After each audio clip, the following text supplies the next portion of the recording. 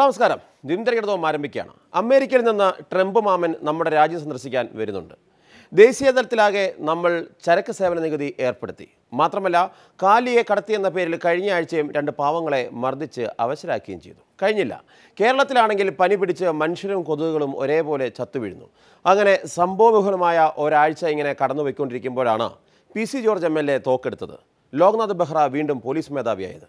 സഹപ്രവർത്തക തെരുവിൽ അഭിമാനിതയായിട്ടും അമ്മ എന്ന സംഘടന കമ എന്നൊരക്ഷരം മിണ്ടാതെ മാധ്യമങ്ങളുടെ മെക്കിട്ട് കയറിയത്. അങ്ങനെ എത്രയെത്ര സുന്ദരമായ ആചാരങ്ങളുമായി ഈ ആഴ്ചയിലെ ദിനചര്യവും ആരംഭിക്കുകയാണ്.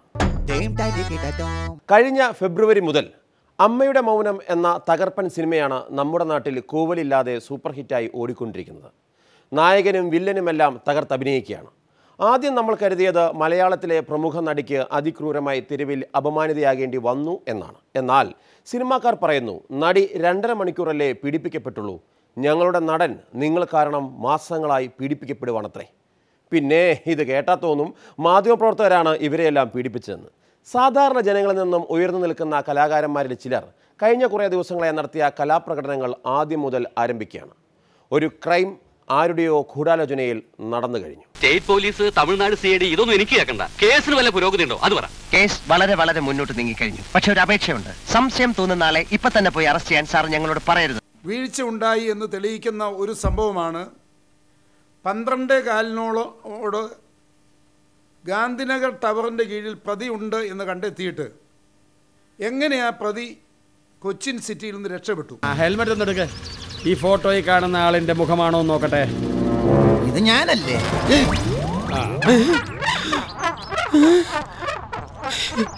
ഇവര് അങ്ങോട്ട് പോയി.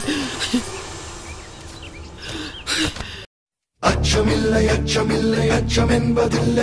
உச்சி மீது வானிடிந்து வீழுகின்ற போதிலும் துச்சமாக எண்ணி நம்மை தூது செய்த போதிலும் அச்சமில்லை அச்சம் என்பதில்லையே.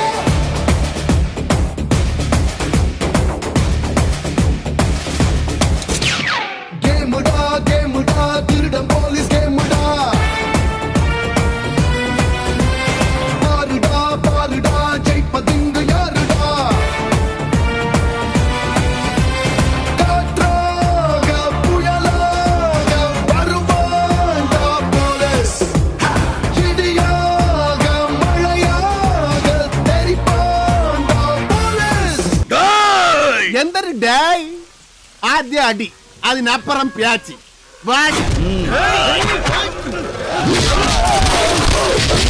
അപ്പം നമ്മുടെ കയ്യിൽ എല്ലാ കാര്യങ്ങളും ഇല്ലല്ലോ.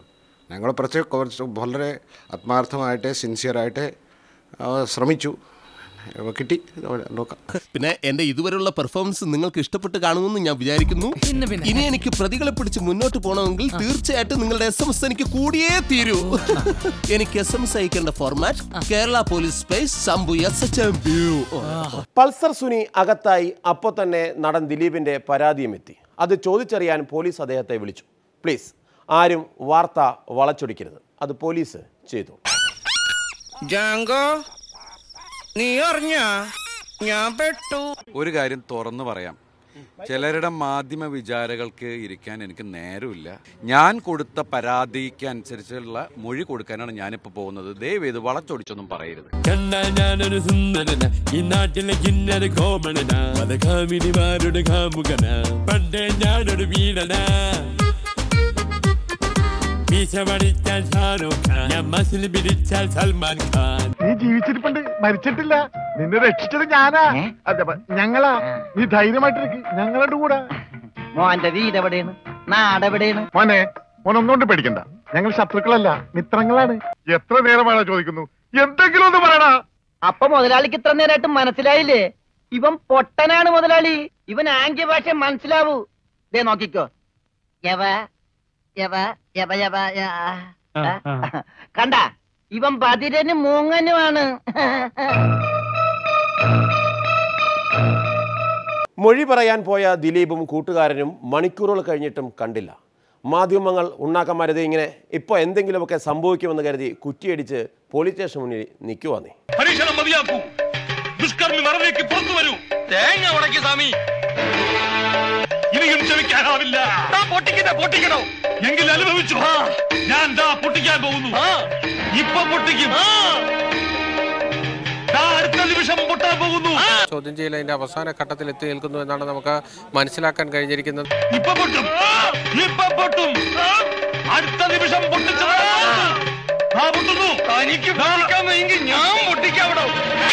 ചോദ്യം ചെയ്യലിന് ശേഷം നാദിർഷയും ദിലീപും പുറത്തിറങ്ങിയിരിക്കുകയാണ്. ദിലീപ് ഞങ്ങളുടെ പരാതിയുടെ മൊഴിയെടുത്തു. ഈ കേസിനെ അനുബന്ധിച്ച് എല്ലാ കാര്യങ്ങളും വിശദമായി സംസാരിക്കും. അതാണ് ദിലീപ് പോലീസിന് മുന്നിൽ കഥ പറഞ്ഞ് കുഴഞ്ഞു നിൽക്കുമ്പോൾ അമ്മ എന്ന സംഘടന അതിൻ്റെ എക്സിക്യൂട്ടീവ് യോഗം ചേരുമായിരുന്നു. ഭയങ്കര ചർച്ചയായിരുന്നേ. മമ്മൂട്ടി മോഹൻലാലൊക്കെ സെൽഫി എടുത്ത് കുറേ കഷ്ടപ്പെട്ടു. ഞങ്ങളിപ്പോ വന്നതേ ഞങ്ങൾക്ക് മമ്മൂട്ടിയുടെ കൂടെ ഇരുന്നൊരു ഫോട്ടോ എടുക്കണം. എടുത്തോ, ക്യാമറ ഉണ്ടോ? ക്യാമറ എവിടെ? ക്യാമറ തോണ്ടിരിക്കുന്നു. അതിലെടുക്കാം. അത് ശരി, നമ്മളെ തന്നെ ഓസണം അല്ലേ? മമ്മൂട്ടി സ്നേഹം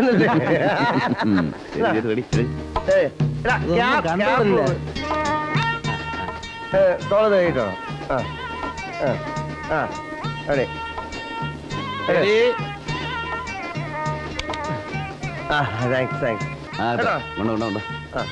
പോലെ നിനക്ക് ഇനി ഞാൻ നിങ്ങളുടെ ഓർമ്മ എടുക്കാം.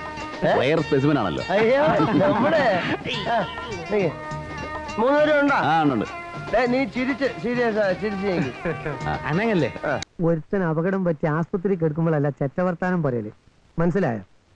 ഓ, ഇനി ഇത് ആവർത്തിക്കരുത്.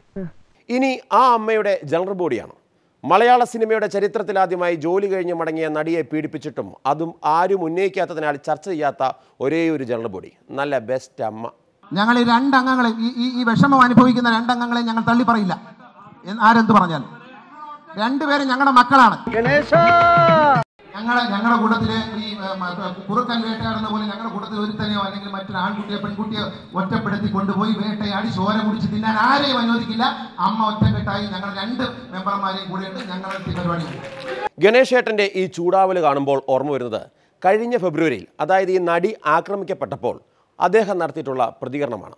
അന്ന് ആ ഞടിക്കുമല്ലായിരുന്നു. ഞാൻ കാണുന്നതാണ് വളരെ സ്നേഹമുള്ളൊരു സൗഹൃദമുള്ളൊരു അന്തരീക്ഷമായിരുന്നു സിനിമയിലുണ്ടായിരുന്നു.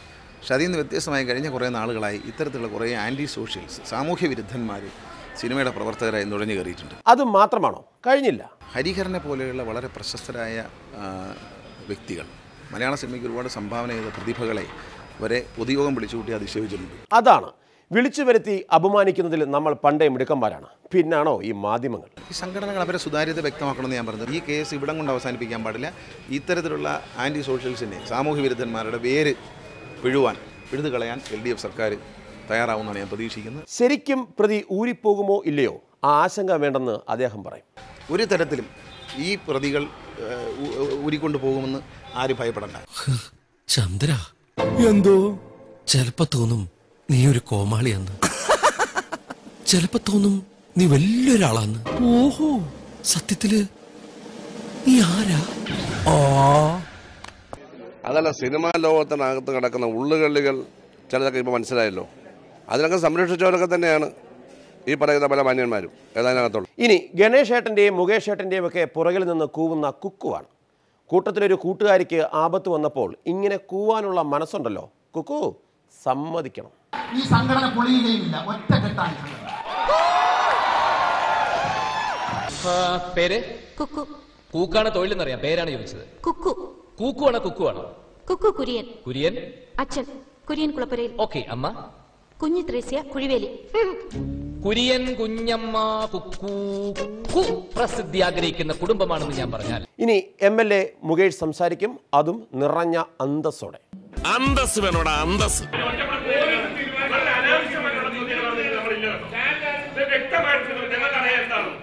അന്തസ് വേണോടാ, അന്തസ്.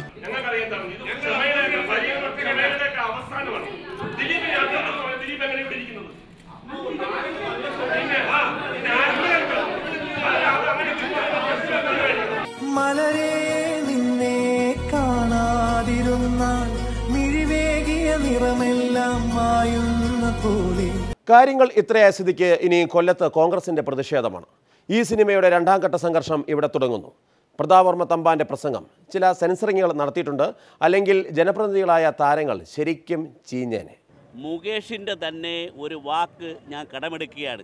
അന്തസ് വേണമെടാ, അന്തസ്. നമ്മുടെ കൊല്ലത്തിൻ്റെ ജനപ്രതിനിധി, കൊട്ടാരക്കരയിലെ ജനപ്രതിനിധി, രണ്ടുപേരും പുണ്യാളന്മാരാണ്.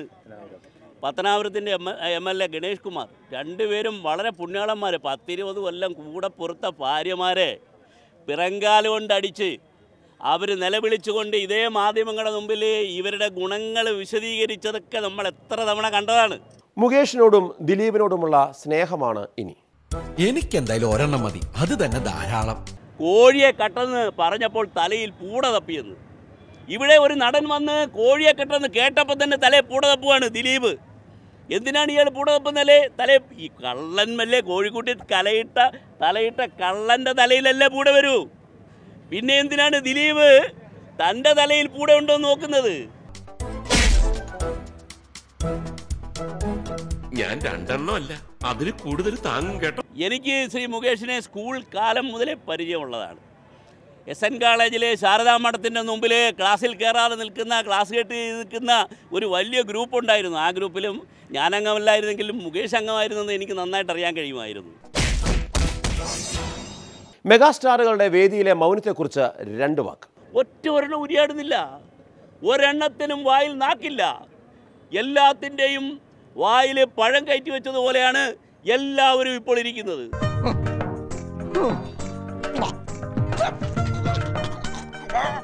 ഒന്നിനും മിണ്ടണ്ട. ഇന്നലെ ഒരു മഹാനടൻ, എനിക്ക് സങ്കടം തോന്നി. ഞാൻ മമ്മൂട്ടിയുടെയും മോഹൻലാലിൻ്റെയും ഒക്കെ ആരാധകനാണ്. അങ്ങനെയുള്ള മമ്മൂട്ടി എന്ന മഹാനടൻ ഇന്നലെ ആ ഉത്തരത്തിൻ്റെയും കഴിക്കോലിൻ്റെയും ഭംഗി ആസ്വദിച്ചുകൊണ്ടിരിക്കുകയാണ്. ഓക്കെ, മേളിലോട്ട് നോക്കിയിരിക്കുകയാണ്. ഇത് കൊള്ളാമല്ലോ, ഇതാരാണ് ഇന്റീരിയർ ഡെക്കറേഷൻ? ഇത് ആദ്യമായി കാണുന്നത് പോലെയാണ്. വേറൊരുത്തൻ, അതിനെക്കാട്ടി വലിയ പാർട്ടി, ചെങ്കീരി. ഇപ്പം എന്തൊക്കെ പറഞ്ഞു കേൾക്കുന്നുണ്ട്. എന്തായാലും ലെഫ്റ്റനന്റ് കേണലാണ് പോലും. എന്തോന്ന് കേണൽ ഇത്? ഈ മിണ്ടാത്ത വാവളക്കാത്ത കേണലൊക്കെ ഇന്ത്യയെ അങ്ങ് സംരക്ഷിക്കുമെന്ന് ഞാൻ പ്രതീക്ഷിക്കുന്നില്ല.